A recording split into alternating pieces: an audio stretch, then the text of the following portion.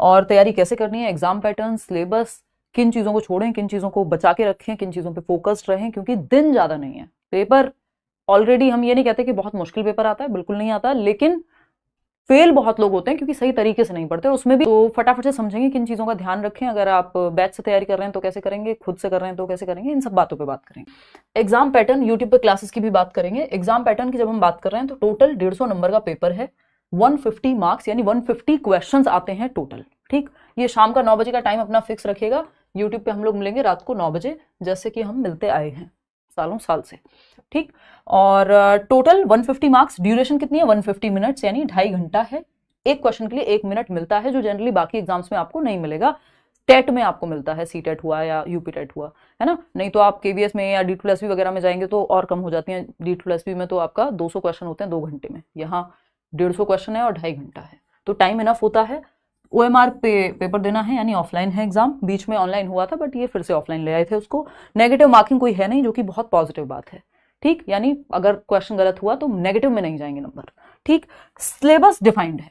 इन 150 number में से आपको 90 नंबर लेकर के आने, यदि आप जनरल कैटेगरी में और आपको सिर्फ एग्जाम पास ही करना है तो बेहतर तो ये होगा। और स्पेशली अगर आप बैचेस में एनरोल कर रहे हैं तो आप 120 प्लस टारगेट रखें कम से कम, है ना, क्योंकि क्वालिफाइंग एग्जाम है। बट आप बेहतर नंबर लाते हैं, अच्छे से पढ़ते हैं, तो आपको फिर आगे भी हेल्प मिलती है और कॉन्फिडेंस आपका बूस्ट होता है।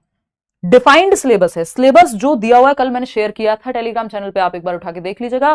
सिलेबस एकदम डिफाइंड है, एक एक लाइन, चीजें उसके बाहर नहीं जाती। बहुत इक्का दुक्का क्वेश्चंस होते हैं जो कभी आ गए, वो भी उसी से इंस्पायर्ड होते हैं। तो ये एक बात को ध्यान रखना है कि सिलेबस से इतर नहीं जाना, इधर उधर भटकना नहीं है सिलेबस को छोड़ करके। पेपर 1 पेपर 2 दोनों ही एग्जाम्स हैं। ठीक, दोनों में ही 150 क्वेश्चन आने हैं, इतना हमें पता है ना। 150 पेपर 1 में आएंगे, 150 ही पेपर 2 में आएंगे। दोनों दे रहे हैं तब भी आपको पता ही है। ठीक है जी। तो पेपर 2 की अगर हम पहले बात कर लें, पेपर 1 पेपर 2 में 3 सब्जेक्ट एकदम कॉमन है। CDP, जिसको चाइल्ड डेवलपमेंट एंड पेडागोजी, बाल विकास एवं शिक्षण शास्त्र कहते हैं, कि बच्चे का विकास कैसे होगा और आप पढ़ाएंगे कैसे। ये 30 नंबर का है, 30 में से 30 आप इजीली ला सकते हैं। मेरे खुद के आए हैं और बहुत सारे लर्नर्स, अनगिनत। यहाँ पे लर्नर्स अगर आप देखेंगे, आपको शायद ही यूट्यूब पे कोई ये कहता हुआ मिले हमारे लर्नर्स 143, 141, 140, 139, इतने बड़े स्कोर्स सीटेट में आप लोग लेकर के आते हैं। और मेरा सौभाग्य है कि आप लोग जुड़ पाए। तो वो इंटरव्यूज भी आप देख सकते हैं। EVS 30 मार्क्स का। अगर मैं पेपर 2 की पहले बात करूं तो CDP और दोनों लैंग्वेजेस ये कॉमन रहती हैं, कोई सिलेबस में भी अंतर नहीं है, कोई खास डिफिकल्टी लेवल का भी अंतर है नहीं, बिल्कुल सिलेबस सेम है। तो ये 90 नंबर तो कॉमन ही है, दोनों ही पेपर में 90 नंबर कॉमन है। अगर आपने दोनों एग्जाम्स फिल किए हुए हैं तब सेम ही तैयारी है 3 सब्जेक्ट की। अब 60 नंबर का यहां पर SST या फिर मैथ्स एंड साइंस आएगा, डिपेंड करता है आपने SST लिया है या मैथ्स एंड साइंस लिया है। अगर आप खुद से तैयारी कर रहे हैं तो सिंपल आपको 6th to 8th क्लास की NCERT पढ़ लेनी है, हिस्ट्री, ज्योग्राफी, पॉलिटी की। और अगर आप साइंस की कह रहे हैं तो साइंस की 6ठी से 8वीं तक की किताबें NCERT की। ठीक, वहां से पेपर एज इट इज उठ के आता है, प्लस प्रीवियस ईयर। इतना काम आप करेंगे। आप मैराथन्स भी देख सकते हैं, चैनल पे हैं। बैच में अगर आप एनरोल्ड हैं तो फिर तो कुछ और सोचना ही नहीं है। प्रॉपर नोट्स आपको SST के मिल जाएंगे, NCERT पे बेस्ड साइंस एंड मैथ्स के नोट्स मिल जाएंगे, मॉक टेस्ट मिल जाएंगे, प्रीवियस ईयर क्वेश्चंस मिल जाएंगे, आपको बुकलेट्स मिल जाएंगे, 70 चीजें हैं वहां। तो कल से ही क्लासेस शुरू है ना। EVS की अगर हम बात करें पेपर 1 में, तो EVS की भी NCERT अगर आप पढ़ लेते हैं या फिर आप यूट्यूब पे वीडियोस देख लेते हैं, मैंने बनाई हुई है। 30 नंबर का मैथ्स, देखिए मैथ्स में पेडागोजी हर एक सब्जेक्ट में ऐसे ही है। EVS में भी 15 नंबर का EVS है जो कंटेंट है, और 15 नंबर की आपकी पेडागोजी होती है। मैथ्स में भी 15 नंबर का कंटेंट है जो बेसिक कैलकुलेशन बेस्ड होता है, और 15 नंबर की पेडागोजी है, यानी पढ़ाएंगे कैसे। ठीक, SST में भी 40 नंबर की मान लीजिए SST है तो 20 नंबर का पेडागोजी है, कि क्योंकि आप टीचिंग एग्जाम दे रहे हैं, ये आप कोई जनरल कॉम्पिटिटिव एग्जाम नहीं दे रहे हैं। यहाँ पे हर एक सब्जेक्ट को पढ़ाना कैसे है उसके मेथड्स भी आपको पता होने चाहिए, जिसको हम पेडागोजी कहते हैं।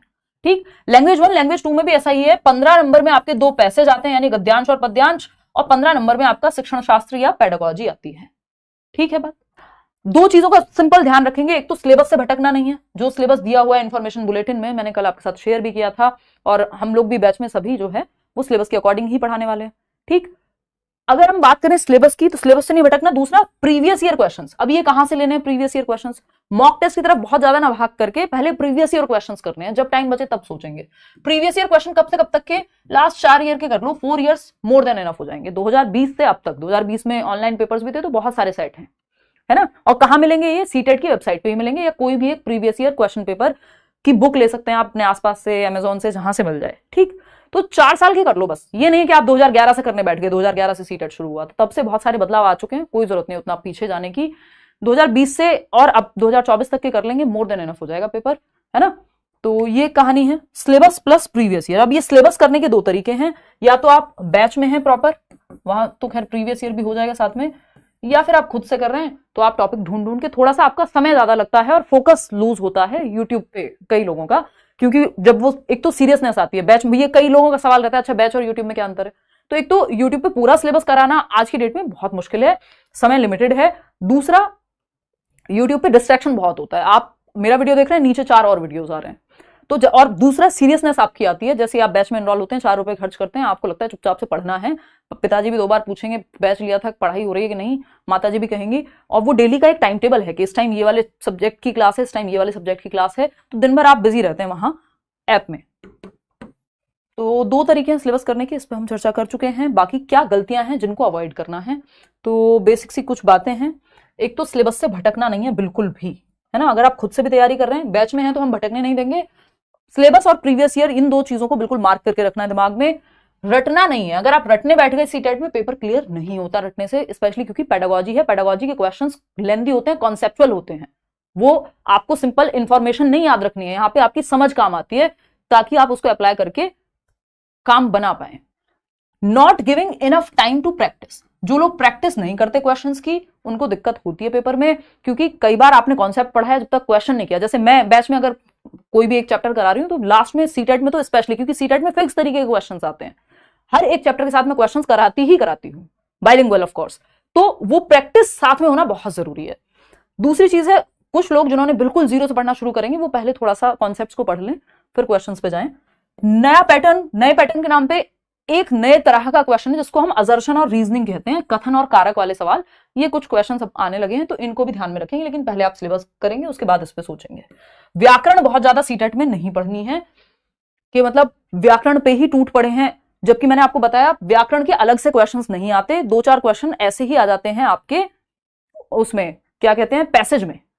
भाई 30 नंबर की अगर लैंग्वेज है, उसमें से कोई भी लैंग्वेज हो, चाहे हिंदी हो इंग्लिश हो, उसमें से 15-15 में 2 पार्ट्स में बटी हुई है वो लैंग्वेज।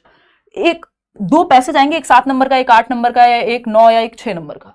ये पैसेज में 2-3 क्वेश्चन आए तो आए ग्रामर के, जो आप अपने कॉमन सेंस से भी सॉल्व कर सकते हैं, इतनी व्याकरण आपने बचपन में पढ़ी होती है, तो अलग से ग्रामर के रट्टे नहीं लगाने हैं। 15 नंबर की पेडागोजी, हाँ इस पे आपको फोकस करना चाहिए, चाहे आप मैराथन देखें, चाहे आप आपके बैचेस में एनरोल हो, तो इन बातों का ध्यान रखेंगे। दूसरा, प्रीवियस ईयर के लिए क्या करेंगे, प्रीवियस ईयर के लिए सिंपल काम, ctet.nic.in जो सीटेट की वेबसाइट है ऑफिशियल, वहां जाएंगे, नीचे स्क्रॉल करेंगे, बिल्कुल लास्ट में आएंगे, क्वेश्चन पेपर लिखा हुआ है, इस क्वेश्चन पेपर पे क्लिक करेंगे।